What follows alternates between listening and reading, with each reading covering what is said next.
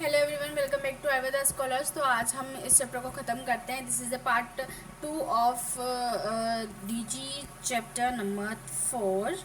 और डीजी के chapter number जो 4 है वो क्या है, रस के बारे में बताया हुआ है। हमने रस का जो नॉर्मल इंट्रोडक्शन था वो तो ले लिया है अपने फर्स्ट पार्ट में कि रस होता क्या है, उसके कितने टाइप होते हैं, उसकी उत्पत्ति के बारे में पढ़ लिया। अब आइए हम इसके अन्यथा गमन और उसके प्रधानत्व को देख लेते हैं। ठीक है, तो अब रस का अन्यथा गमन और प्राधान्य से आप क्या समझते हैं। सबसे पहले तो देखो, प्रधानता का मतलब क्या है कि कोई चीज़ डोमिनेंट क्यों है या फिर कोई चीज़ जो है इससे बेस्ट क्यों है, वो हो जाएगा प्राधान्य। और अन्यथा गमन का मतलब आप यहाँ पर क्या देखेंगे कि ट्रांसफॉर्मेशन ऑफ रस। जैसे आपको पता है कि मान लो एक केरी है, ठीक है, केरी किसको बोलते हैं, कच्चे आम को बोलते हैं। तो उसका रस क्या होता है, अम्ल रस होता है। परंतु उसका क्या होता है कि रस जो है मधुर भी होता है ना जब वो पक जाता है। तो क्या पाक प्रक्रिया के द्वारा उसका अन्यथा गमन हुआ, तो ये जो प्रोसेस हुई ना उसी को क्या बोलेंगे अपन, अन्यथा गमन बोलेंगे। ठीक है, आप देखो रस के बारे में बोला गया है कि रस तो एक संवेदी अनुभव है, कभी ना कभी आपने करा ही हुआ है ये। तो अब इसके ऊपर दो आचार्य हैं जिन्होंने अपनी प्रस्तुति दी कि भाई आचार्य सुश्रुत और आचार्य नागार्जुन। तो आचार्य जो नागार्जुन थे उन्होंने क्या बोला है, रसों के अन्यथा गमन और रस के प्राधान्य, मतलब उन्होंने दोनों में पार्टिसिपेट करा। और आचार्य जो सुश्रुत थे उन्होंने किस पे पार्टिसिपेट करा, रस के प्राधान्य पर पार्टिसिपेट करा है केवल। तो समझो कि रस का जो अन्यथा गमन है यानी कि ट्रांसफॉर्मेशन ऑफ जो रस है उसके बारे में आचार्य नागार्जुन ने अपने 11 कारण दिए और 11 कारणों से ये प्रूफ किया या फिर ये सब बताया कि किस तरीके से जो रस है वो परिवर्तित हो जाता है। और रस के प्राधान्य पर आचार्य सुश्रुत और आचार्य नागार्जुन ने बताया कि हमने आपको 5 गुण बताया कि द्रव्य, आश्रयम, लक्षणम बताया गया है ना आपको कि द्रव्य जो होता है उसमें क्या होते हैं, रसगुण वीर्य विपाक जो होते हैं आश्रय होते हैं, द्रव्य आश्रम पंचानाम।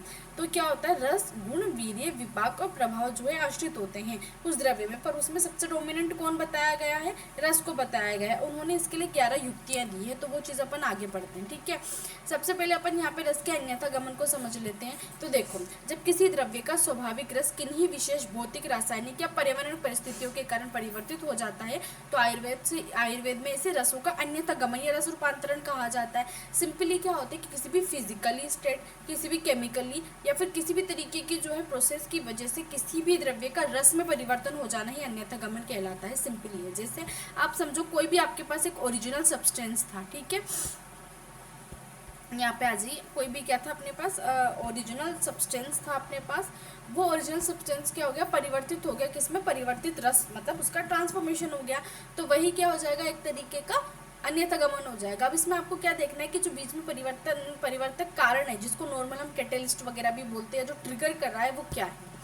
ठीक है, आ जाइए, देखो संस्कार और भौतिक प्रक्रियाओं के बारे में, काल और पर्यावरण और वस्त्र और बाह्य प्रभाव के बारे में हम समझेंगे। अब देखो ये क्या है, रसों के अन्यथा गमन के 11 कारण बताए गए हैं, पर वो जो 11 कारण हैं वो इन 3 भावों के अंतर्गत बताए गए हैं उन्होंने। ठीक है, अब वो 3 भाव कौन कौन से हैं, देखो संस्कार एवं भौतिक क्रियाएं, मतलब किसी भी तरीके की प्रोसेस या फिजिकली जो है उसका अगर भाव चेंज हो रहा है। जैसे अब मान लो संस्कार से कैसे, संस्कार का मतलब क्या होता है कि गुणों में परिवर्तन करना। तो अगर उसके गुणों में परिवर्तन कर दिया जाए तो हो सकता है उसका रस चेंज हो जाए, तो वो उसकी किस में आ जाएगी, फिजिकल जो है प्रॉपर्टीज वगैरह में आ जाती है। एक होता है काल और पर्यावरण। अब काल और पर्यावरण कैसे, जैसे काल के प्रभाव से, जैसे पुराने ज़माने में बोला जाता था कि कांसे के बर्तन में आपको चीज़ें नहीं रखनी है या तांबे के बर्तन में इस चीज़ को नहीं रखना है, इसका जो है टेस्ट चेंज हो जाएगा। तो वो सब काल के तरीके से हो जाएगा। और एक अवस्था और बाह्य प्रभाव का क्या मतलब होता है कि कोई भी एक्सटर्नल जो फैक्टर है उसकी वजह से जो है चेंज हो रहा है। अब वो किस तरीके से हो रहा है इसको अपन आगे की तरफ देखेंगे। ठीक है, देखो सबसे पहले अपन आते हैं अपने रस रूपांतरण के ऊपर। तो देखो रस रूपांतरण के ऊपर क्या बोला गया है यहाँ पे, आइए इसको पढ़ते हैं। संस्कार एवं भौतिक प्रक्रियाएं, अब यहाँ पे बोला गया है, देखो संयोग, अग्निपाक, भावना और विक्री, 4 पॉइंट बोले गए हैं संस्कार और भौतिक प्रक्रिया में। क्या बोला गया है, पहला संस्कार, मतलब अगर आप किसी भी द्रव्य का कॉम्बिनेशन कर देते हो तो हो सकता है कि क्या उसमें चेंज हो जाए रस में। जैसे इमली है, इमली खट्टी होती है, अगर आप उसमें किसी मधुर रस युक्त पदार्थ को मिला दोगे ना तो वो मधुर रस युक्त इमली बन जाती है। तो इस तरीके से संयोग वाला पोर्शन आपको क्लियर हो गया। ठीक है, अब अग्निपाक का मतलब होता है हीट देना। जैसे जो है बहुत सारी कैंडीज बनती है, जामुन वगैरह जो होती है उसकी बहुत सारी कैंडीज बनती है, तो आप उसका जब पाक करते हो तो वो मधुरस युक्त हो जाता है। तो अग्निपाक की वजह से, या फिर क्या होता है कि रसशास्त्र जब आप पढ़ेंगे तो आप उसमें पढ़ेंगे कि क्या होता है कि आप क्वाथ वगैरह डालते हैं, स्वरस वगैरह डालते हैं, तो आप जब द्रव्य जो है उनका क्वाथ या स्वरस में मर्दन करते हैं तो उसका क्या हो जाता है, रस व्यंजन हो जाता है। जैसे हमारे पास कषाय तिक्त मधुर कोई तिल है, उसको अगर आप मुलेठी क्वाथ की भावना दोगे ना तो वो मधुरस हो जाएगा। ठीक है, समझ रहे? तो उस तरीके से चेंज हुआ है, तो अन्यथा गमन तो हुआ है ना यहाँ पे, वैसे हो जाएगा। और एक होता है प्रोसेसिंग या फिर चर्निंग, मतलब कोई भी अपन मथते हैं किसी चीज़ को, जैसे कटहल है, एक सब्जी आती है, वेजिटेबल है, उसको अगर आप हाथ से मथेंगे ना तो अम्ल रस में परिवर्तन हो जाता है, यानी कि अम्ल रस में उसका परिवर्तन हो जाता है। तो आप समझ रहे हैं कि किस तरीके से चीज़ें वर्क करी है यहाँ पे। अब आता है काल और पर्यावरणीय प्रभाव। तो अपन ने भाग 1 जो है वो कंप्लीट कर लिया, हमारा संस्कार और भौतिक प्रक्रियाओं वाला। अब अपन मूव ऑन कर जाते हैं काल और पर्यावरण के ऊपर। ठीक है, अब देखो काल और पर्यावरण में कैसे, देखो पर्यावरण में क्या होती है, धूप होती है, पर्यावरण में अपन देखते हैं मिट्टी होती है, अलग अलग तरीके की मिट्टी होती है, वो सारी चीज़ें हो जाएगी। और काल में क्या क्या आएगा, काल में मतलब या तो एक तो अवस्थिक काल हो जाएगा, अवस्थिक काल का मतलब क्या होता है, कोई भी ड्यूरेशन वगैरह जो हो जाएगा वो। और एक होता है मेचुरेशन काल कि अच्छा ये चीज़ अब पक गई है, ये चीज़ अब कच्ची है। तो अपन एनवायरनमेंट में ये सारी चीज़ें देखते हैं, तो उससे उसने बताया है। ठीक है, देखो समय के साथ पकना, मतलब वही वाला एग्जाम्पल अपना जो फेवरेट एग्जाम्पल है कि अपक्व आम है, वो अगर काल के प्रभाव से पक गया तो वो मधुरस युक्त हो जाता है और पहले अम्ल रस युक्त हो जाता। तो यहाँ पर अन्यथा गमन हुआ, तो यहाँ पे जो अन्यथा गमन हुआ उसे क्या बोलेंगे अपन, जो काल और पर्यावरणीय अन्यथा गमन। आतप की बात करते तो धूप है, अपन ने पढ़ा है कि पिपली है वो मधुरस युक्त होती है, जब उसको धूप में सुखा दोगे आप तो वो कैसी होती है, कटुरस युक्त हो जाती है। अभी अपन ने इसी का भी थोड़े टाइम पहले, मतलब जो अपनी ये फर्स्ट जो है पार्ट था इसी चैप्टर का, उसमें पढ़ा था कि अपन ने अनुरस और रस के बारे में पढ़ा था। तो अपन ने पढ़ा था कि जो अनुरस होता है उसका हमें पता कब लगता है, आर्द्र अवस्था में लगता है। तो वही है कि जब पिपली आर्द्र अवस्था में होती है ना तो वो मधुरस युक्त होती है, परंतु जब वो सूख जाती है यानी कि शुष्क हो जाती है, धूप में सुखा लेते हैं तो कटुरस हो जाती है। तो अन्यथा गमन हुआ ना यहाँ पे, वैसा ही है। ऐसे ही देश हो जाएगा कि मान लो कि बहुत सारी जगहों पर ऐसा होता है कि हमारे यहाँ तो एसी मिलती है, आपके यहाँ पे एसी मिलती है, टेस्ट अलग हो जाता है। तो टेस्ट क्यों अलग होता है, क्योंकि कभी कभी ऐसा देखा जाता है कि जैसे कहीं पे तो आंवले की आपको मधुरस युक्त मिलेगी, कहीं पर अम्ल रस युक्त मिलती है, तो वो देश का जो होता है पॉइंट हो जाता है। एक होता है अवस्थान, मतलब कि जैसे मान लो आप कुछ किसी खाने को आप काफ़ी टाइम तक रखते हो तो उसमें परिवर्तन आता है ना उसके टेस्ट में। जैसे ओदन बनाते हो या भात बनाते हो वो मधुरस प्रधान होता है, परंतु अगर उसको आप जो है छोड़ दोगे, रखे रहने दोगे तो उसकी कांजी तो बन जाएगी ना, मतलब वो थोड़ा रूटन स्टार्ट हो जाता है। तो अम्लरस बन गया, उसका कांजी हो गई है, तो वो क्या हो जाएगा, काल और पर्यावरणीय प्रभाव हो जाएगा। अब आता है लास्ट अवस्था और बाह्य प्रभाव। इसके बाद हमारी 11 युक्तियां जो है वो कंप्लीट हो जाएगी। और ये अन्यथा गमन किसने दिया था, हमारे आचार्य नागार्जुन ने दिया था। ठीक है, ये आपको याद रखना है कि इसके प्रवर्तक आचार्य नागार्जुन ने जिन्होंने 11 युक्तियां देकर ये सिद्ध किया या ये बताया कि किस तरीके से रूपांतरण होता है। अब देखो पात्र की स्थिति याद रखना है, एक उपसर्ग हो जाएगा और एक परिणाम हो जाएगा। देखो पात्र की स्थिति तो आपको याद रह जाएगी कि मान लो आपने किसी विशेष पात्र में रखा हुआ है तो उसका जो भी केमिकल कंपोजिशन है या जो भी केमिकल रिएक्शन है उसका असर होगा। जैसे कांसे के पात्र में अगर आप जो है दही रखोगे, मतलब दही रखोगे, अब दही अम्लीय होता है तो वो कटुरस में परिवर्तित हो जाता है। ऐसे ताम्र पात्र में मधुर दूध, मतलब अगर आप तांबे के पात्र में दूध रखोगे तो वो भी कैसा हो जाएगा, अम्लीय हो जाएगा, तो वो यही हो जाएगा। फिर आ जाता है परिणाम। देखो ट्रांसफॉर्मेशन फेज होती है, मतलब परिणाम का मतलब क्या होता है, जैसे परिणाम कर भाव होते हैं कि इसका इसमें परिणित हो जाना, यानी कि इसका इसमें बदल जाना। तो परिणित में क्या आएगा कि जैसे मधुर दूध है उसका दधी में परिवर्तन नहीं होता, आप उसमें जब है थोड़ा सा जब है फर्मेंटेशन करते हैं उसका अपन, तब वो दधी में परिवर्तित हो जाता है। ऐसे ही इक्षुरस जो होता है वो बाद में शुक्त में परिवर्तित हो जाता है, तो वो हो जाएगा। एक होता है उपसर्ग। उपसर्ग का मतलब होता है कि कोई कृमि या कीटों का संक्रमण हो जाता है या कोई चीज़ जो है खराब हो जाती है, तो नहीं होता कि जैसे कृमि दग्ध हो गया वहाँ पे तो तिक्त और अम्लीय हो जाएगा शुगर केन। आपने जब गन्ना खाया होगा तो आपने देखोगे कि कहीं कहीं पर वो ब्लैक या कहीं कहीं पर जो येलो और रूटेड हो जाता है, तो वहाँ वाला जो पोर्शन होता है वहाँ पे क्या होता है, उपसर्ग हो जाता है। क्या हो जाता है, माइक्रोब्स आ जाते हैं, जिसकी वजह से क्या होता है वो तिक्त हो जाता है या अम्लीय हो जाता है। तो ये रसों का रूपांतरण समाप्त होता है। आइए अब इसको थोड़ा टेबल फॉर्म में हम समझते हैं। तो देखो अपन ने क्या पढ़ा कि रूपांतरण के कुछ कारण होते हैं, जैसे अवस्थान हो जाएगा यानी कि एजिंग हो जाएगी। इसका अपन ने एग्जाम्पल क्या पढ़ा था कि ओदन भात है उसका कांजी में परिवर्तन हो जाएगा। पात्र की स्थिति में अपन ने कांसे के पात्र और तांबे के पात्र को पढ़ा था कि भाई तांबे के पात्र में दूध मत रखो, अम्लीय हो जाएगा। संयोग हमने पढ़ा था कि इमली में अगर आप क्या मिला लोगे, मधुर द्रव्य मिला लोगे तो वो मधुर हो जाएगा। अग्निपाक का भी एग्जाम्पल हमने पढ़ा था कि जामुन, ऐसे याद रखो, देखो अग्निपाक में हीटिंग दे रहे हैं तो जामुन की अपन क्या बना रहे हैं, कैंडी बना रहे हैं, तो जामुन की कैंडी तो मीठी होगी ना, तो मधुर रस प्रधान हो जाएगा। ऐसे सनलाइट में पिपली जो है वो कटु हो जाती है। भावना का द्रव्य दोगे आप तो मुलेठी से मधुर कर लेते थे उसको अपन। देश की बात करते तो कहीं पर आमले की अम्ल रस से होती है, कहीं पर आमले की जो है मधुर रस में होती है, वैसे हो जाएगा। काल में तो अपक्व आप लिख ही दोगे। परिणाम की बात कर ले तो देखो परिणाम, उपसर्ग और विक्रिय, ये 3 पॉइंट थोड़े ऐसे हैं जो थोड़ा डिफिकल्ट पड़ते हैं, बाकी सब आप समझ जाओगे। तो देखो परिणाम का मतलब होता है सिंपली स्टेट चेंज हो जाना। तो स्टेट किस में चेंज होती है, दूध का दही बना लिया, इक्षु का शुक्त बना लिया, बस वही सारी चीजें हो जाएगी। फिर आता है उपसर्ग। अब उपसर्ग का मतलब होता है किसी भी प्रकार का क्रमिदग्ध हो जाए तो इक्षु तिक्त और अम्लीय हो जाता है। ये आपने क्या, ये क्या प्रैक्टिकल चीज है, आपको प्रैक्टिकली भी देख सकते हैं। विक्रिय की बात करते हैं तो जैसे कटहल है, उसको आप हाथों से मथते हो ना तो क्या हो जाता है, वो अम्लीय हो जाता है। देखो ऐसे बोला भी जाता है कि कटहल को, और जो है और भी चीज़ें आती है जैसे कि हाँ मतलब जैसे अभी तो मुझे कटहल ही याद आ रहा है, बट कटहल को ऐसे काटते तो थोड़ा अम्लीय हो जाता है। और भी चीज़ें होती है जैसे अगर अपन ऐसे हाथ से काटते हैं तो जो हाथ है उस ईचिंग वगैरह की प्रॉब्लम भी हो जाती है कुछ टाइम के लिए, जैसे अरवी काटते हैं तो उस टाइप से जो होता है इस तरीके का ये सिस्टम चलता है। अब आ जाइए इसके सेकंड पार्ट को कवर करते हैं। देखो रस प्रधान्य, द प्राइमेसी ऑफ रस, ठीक है। अब रस प्रधानमंत्री क्यों बना, हमें यहाँ पे ये बताना है कि जो रस है वो इतना डोमिनेंट क्यों है। तो अपन यहाँ पर क्या देंगे, फेवरिज्म करेंगे कि हमें क्या करना है, कैसे भी करके रस को क्या बनाना है, बड़ा बनाना है। तो हम यहाँ पर हम फेवरिज्म देंगे, और अपने फेवरिज्म में ही क्या देंगे, बहुत सारे जो प्रूफ्स देने की कोशिश करेंगे। जैसे अपन नहीं बनाते, प्रूफ्स देने की कोशिश करते हैं अपनी बात को सिद्ध करने के लिए, तो वो वाली सारी चीज़ें यहाँ पे इन्होंने करी है, ठीक है। अब रस सुप्रीम क्यों है, तो उन्होंने बोला कि द्रव्य गुण विज्ञान जो है, जो आपका सब्जेक्ट है सिंपली, उसमें ये 5 मूलभूत तत्व होते हैं, रस गुण वीर्य विपाक और प्रभाव, जिसमें से आचार्य सुश्रुत और आचार्य नागार्जुन के अनुसार, अभी अपन ने पढ़ा था कि आचार्य सुश्रुत आचार्य नागार्जुन ने ही इसका प्रवर्तक है, यही इन्होंने इनको प्रवर्तित किया। तो रस जो है वो सर्वोपरि है। इसकी उन्होंने 11 युक्तियां देके हुए बोला कि जो चिकित्सीय कर्म है, मतलब जो फार्माकोडायनेमिक्स है, उसके वो तो रस पर ही निर्भर करती है। तो हमें भी पता है कि अगर किसी भी तरीके का कार्य हो रहा है तो वो रस से हो रहा होगा। और इसकी उन्होंने 11 लॉजिकल प्रूफ्स देते हुए बताया। तो वो 11 लॉजिकल प्रूफ्स हम पढ़ लेते हैं। आ जाइए, पहला देखो उन्होंने बोला शास्त्र प्रमाण, मतलब कि शास्त्रों में चिकित्सा एवं स्वास्थ्य में रसों का ही निर्देश है कि भाई अगर आपको किसी भी मनुष्य की चिकित्सा करनी है, या फिर जो आयुर्वेद का प्रयोजन है स्वस्थ से स्वस्थ रक्षण मातृस्य विकार प्रशमनम से, तो आपको रसों का सेवन करना पड़ेगा, तभी तो आपके शरीर में भृंगण पोषण होगा।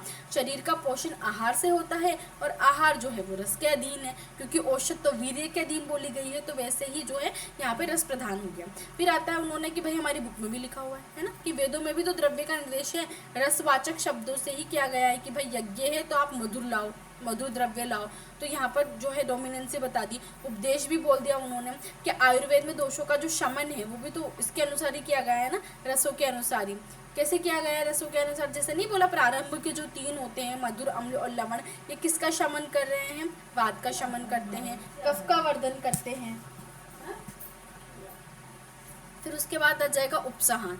उपसंहार की बात करते हैं तो यहाँ पर क्या आ जाएगा, क्लासिफिकेशन और ग्रुपिंग आ जाती है, ठीक है। तो द्रव्यों का सामूहिकरण, ग्रुपिंग के रसों के आधार पर ही किया जाता है, ठीक है। अब कैसे किया जाता है, जैसे अपन ने पिछली उसमें पढ़ा था ना, मधुर स्कंद के द्रव्य, अम्ल स्कंद के द्रव्य, ठीक है। तो उस तरीके से जो है ये सिस्टम काम करता है। अब आ जाओ रस प्रधान्य की युक्तियाँ। अनुमान से देख लो, उपदेश से देखेंगे, अपदेश से देखेंगे, प्रवृत्ति निमित्त और अनेक विषयत्व। ये आपको नाम जो है वो तो याद रखने पड़ेंगे। इसके अंदर के डिटेलिंग में आपको समझा देती हूँ, ठीक है। तो देखो पहला कौन सा था, शास्त्र में प्रमाणित है, वेदों में निर्देश है, उपदेश में दिया गया है, और उपसंहार हो जाएगा। अब अनुमान कैसे, अब अनुमान भी तो पता लग जाता है ना कि कोई भी मनुष्य है तो अपन उसके जो है फार्माकोडायनेमिक्स को देख के बता सकते हैं ना। मतलब हमें उसकी फार्माकोडायनेमिक्स नहीं बता सकते कि मुझे पता है कि अगर किसी भी मनुष्य ने मधुर रस का सेवन करा है तो उसके शरीर में कफ वर्धन होगा ही होगा। तो अनुमान से भी क्या हो जाएगा, रस प्रधान्य है। अपदेश हो जाएगा कि किसी भी पर्सन की कैरेक्टरिस्टिक्स बताना कि यार ये कितनी मधुर वाणी बोलता है, तो कैरेक्टरिस्टिक्स बता रहे हो ना आप किसी मनुष्य की, तो वहाँ भी फिर रस है। ऐसे ही अनेक विषय तो बता दिया कि भाई एक ही रस में कई द्रव्य समाहित होते, जैसे मधुर रस के अंतर्गत अलग अलग द्रव्य नहीं बोलते हैं। इक्षु का रस, इक्षु की मधुरता अलग, शर्करा की अलग, गुड़ की अलग, वो सारी चीज़ें। फिर आता है प्रवृत्ति निमित्ता, मतलब अगर आहार द्रव्य में रुचि, जैसे मीठा जो होता है, मीठा अच्छा होता है, मीठा खाने से क्या होता है, आपका डोपामिन भी रिलीज होता है, तो आपको बहुत ज़्यादा खुशी मिलती है। तो उस तरीके से बोला गया है कि डिज़ायर को इंड्यूस करने वाला होता है, कि जब आप आहार द्रव्यों में रुचि उत्पन्न करने तथा खाने की प्रवृत्ति जगाने का कारण क्या होता है, रस प्रधान होता है, जैसे डेजर्ट्स होती है, ठीक है, वैसी वाली चीज़ है। फिर उसके बाद आ जाता है कि रस प्रधान की युक्ति में हम उसके 9th और 10th पढ़ेंगे। अब देखो, अपन ने पढ़ लिया, फर्स्ट था शास्त्र प्रमाणीय, वेदों में निर्देश, उपदेश और अपदेश आप एक साथ याद रख सकते हैं, ठीक है, उपसंहार हो जाएगा। फिर अनुमान, प्रवृत्ति निमित्त और अनेक विषयत्व। अब व्यापत्ति निमित्त क्या बोला गया है, इसका मतलब है कि रस विकृत होने से पूरी श्रृंखला ही दूषित हो जाती है, यानी कि द्रव्य का आधार तो रस ही है। मान लो किसी भी अपन कोई भी चीज़ खा रहे हैं, तो वो रुचिकर कब होगी, जब उसका रस जो है वो प्रॉपर अच्छा होगा। अगर आपको उसका रस पसंद नहीं आएगा तो वो आपके लिए तो अरुचिकर हो गया ना। वैसे एक होता है आशुकारित्व, मतलब रस का कार्य अत्यंत शीघ्र होता है, ठीक है। अब रस का प्रभाव द्रव्य के जिह्वा के संपर्क में आते ही प्रारंभ हो जाता है। आप जैसे भी कोई भी चीज़ मुंह में लेते हो, वैसे आपको उसका टेस्ट आ जाता है ना, तो क्या बोला गया है कि भाई इसका बहुत ऐसे कि इंस्टेंटेनियस इसका एक्शन होता है, ठीक है, बहुत ही स्पॉन्टेनियस एक्शन बोल सकते हैं। भाई आपने जस्ट जस्ट उसको टेस्ट किया और आपको पता लग जाएगा कि भाई कौन सा रस है इसे। जैसे आप कोई तीखा मिर्ची खा लेते हैं, ठीक है, तीखी मिर्ची खाते हैं तो होता है ना, ऐसे ही मुख का जलना शुरू हो जाता है, तो वो सारी चीज़ें आ जाएगी, ठीक है। अब देखो, रस का प्राधान्य जो है उसके गुण व्यापदेश अपन पढ़ेंगे। देखो, गुण व्यापदेश के बारे में क्या बोला गया है, ये सबसे सर्वोच्च प्रमाण बोला गया है, मतलब बहुत मस्त प्रूफ बोला गया है कि द्रव्य के अनेक प्रमुख तत्वों में विपाक और वीर्य आदि का निर्धारण मुख्यतः रस के आधार पर ही तो होता है ना। रस ही द्रव्य के संपूर्ण स्वभाव का नेतृत्व करता है। जैसे अगर मान लो आपको पता है कि मूल रस मधुर रस है, तो क्या आप बता सकते हो कि उसका वीर्य क्या होगा। अगर मधुर रस है तो वीर्य शीत होगा। निर्धारित विपाक है कि मधुर रस द्रव्यों का विपाक मधुर बताया गया है, तो मधुर विपाक हो जाएगा। और आपको गुण भी पता लग जाएंगे, क्योंकि अगर कोई भी चीज़ मधुर है तो मधुर के गुण आपको बताए गए हैं। मैंने जब आपको फर्स्ट वीडियो पढ़ाई थी तो अपन ने मधुर के गुण नहीं पढ़े थे कि गुरु और स्निग्ध होता है, तो बस यही वाली चीज़ है, ठीक है। अब देखो, चिकित्सकीय और व्यवहारिक महत्व की बात करें तो देखो, रसों का रूपांतरण और रस प्राधान्य केवल सिद्धांत नहीं है, बल्कि एक चिकित्सा का भी अस्त्र माना गया है। देखो क्यों, क्योंकि फार्माकोस्यूटिक्स देखे अगर अपन के रस के रूपांतरण के ज्ञान, जैसे भावना या अग्निपाक का जब ज्ञान, वैद्य औषधियों का संधान करते हैं और इच्छित रस प्राप्त करने के लिए द्रव्यों का संस्कार करते हैं। अगर मान लो आपको कोई भी इच्छित रस चाहिए, मतलब अगर मुझे मान लो मुझे तो मधुर रस चाहिए, तो आप रस का रूपांतरण कर सकते हैं ना, वो वाली चीज़ है। अनुमानित चिकित्सा की रस के आशुकारित्व की वजह से, क्योंकि जिह्वा के परीक्षण से और गुण व्यापदेश से। गुण व्यापदेश हमने क्या पढ़ा था गुण व्यापदेश के बारे में, कि इसी की वजह से हमें उत्तरोत्तर पता लगता है कि उसकी क्या प्रॉपर्टीज है। इससे आप क्या कर सकते हैं, वैद्य अज्ञात द्रव्यों के वीर्य और विपाक का सटीक अनुमान नहीं लगा सकता। जैसे उसे पता लग गया कि हाँ भाई ये तो थोड़ा ऐसा ऐसा दिख रहा है और ऐसे ऐसे द्रव्यों का विपाक तो ये रस तो ये है, तो मधुर विपाक होगा, ये सारी चीज़ें लगा लेगा तो तय कर सकता है। एक होता है एंटी दोष थेरेपी, मतलब दोष प्रत्यानिक चिकित्सा के दोषों का शमन रस प्राधान्य पर आधारित है, कि जैसे मधुर अम्ल लवण यानी कि शुरुआत के 3 वात का, कषाय तिक्त मधुर पित्त का और कटु तिक्त कषाय कफ का सटीक प्रयोग और रस ज्ञान से ही क्या है संभव है, ठीक है। उसके बाद आ जाएगा संपूर्ण विषय का एक माइंड मैप अपन देख लेते हैं। तो अपन ने क्या पढ़ा देखो अभी तक इस वाली स्लाइड में, कि रस का रूपांतरण के 11 कारण बताए हैं, संस्कार, काल और पर्यावरण के आधार पर और अवस्था के आधार पर। संस्कार में क्या था, देखो संस्कार ऐसे तो कर सकते ना, कोई चीज़ मिला ना तो संयोग, किसी चीज़ को जो है अग्नि से पाक कर लेना, मतलब अपन संस्कार कब करते, जैसे उसको अग्नि पर संयोग कर लो, ठीक है, भर्जन करके उसको संस्कारित कर लो, ऐसा नहीं बोलते, तो वही चीज़ है। तो संयोग, अग्निपाक, भावना देकर और विक्रिय देकर। काल में क्या आ जाएगा, एक तो काल ले लो, एक अवस्थान ले लो, दोनों सेम सेम है, तो काल अवस्थान आताप और देश हो जाएगा, और पात्र परिणाम और उपसर्ग हो जाएगा। रस प्राधान्य की 11 युक्तियाँ क्या बोली गई है, शास्त्र, वेद, उपदेश, उपसंहार, उपदेश से अपदेश याद रख लो, तो अनुमान, अपदेश, अनेक विषय, तो प्रवृत्ति से व्युत्पत्ति याद रख लो, और आशुकारित्व और गुण व्यापदेश हो जाएगा, ठीक है। फिर उसके बाद आ जाएगा अपना लास्ट में, कि देखो आप सबसे पहले नेचुरल स्टेट पढ़ते हैं, कि नेचुरल स्टेट है किसी भी द्रव्य की, जो है एक नेचुरल स्टेट है। रूपांतरण के कारक जो है, जैसे संयोग, अग्नि, काल या किसी भी तरीके के कारण जो 11 युक्तियाँ बताई गई है, उनके थ्रू जो है रस परिवर्तित हुआ, ट्रांसफॉर्म्ड रस हुआ। और आशुकारित्व की वजह से और अनुमान की वजह से हमें रस की प्रधानता सिद्ध होना कि भाई ये बहुत आशुकारी है, उसका जनरली पता लग जाता है और अनुमान से। फिर गुण व्यापदेश की बात करिए अपन ने कि गुण व्यापदेश क्या बोला गया था यहाँ पे। गुण व्यापदेश देखो यहाँ पे क्या था कि उससे हमें सारी प्रॉपर्टीज पता लग जाती है, तो वो यही, तो उससे गुण वीर्य विपाक का निर्धारण कर लिया हमने। फिर फार्माकोडायनामिक सेट हो गया ना, ये तो पता लग गया कि भाई अच्छा इसका गुण ये वीर्य ये विपाक है, तो अपन बता सकते हैं कि भाई वो क्या काम करेगा, तो दोषों की शमन और सफल चिकित्सा करेंगे। तो द्रव्य का रस स्थिर नहीं है, ये अवस्था और संस्कार के अधीन है, परंतु एक बार रस निश्चित हो जाने पर वही रस शरीर पर द्रव्य के प्रभावों को प्राइम डिटेक्टर बन जाता है। यही आयुर्वेद के द्रव्य गुण का क्या है, महान सार बोला गया है कि रस जो है बहुत ज़्यादा इंपॉर्टेंट है, और जो रस होता है ना उसी के द्वारा क्या होते हैं, सारे कर्म किए जाते हैं। तो यहाँ पर हमारा जो रस है वो समाप्त होता है। आपको रस की प्रधान्यता और अन्यथा गमन की 11 युक्तियाँ याद रखनी है, और जो मैंने पहले फर्स्ट जो वीडियो में पढ़ा है वो सब याद रखना है। सो आगे ध्यान रखना, and don't forget to like share and subscribe my YouTube channel. Thank you.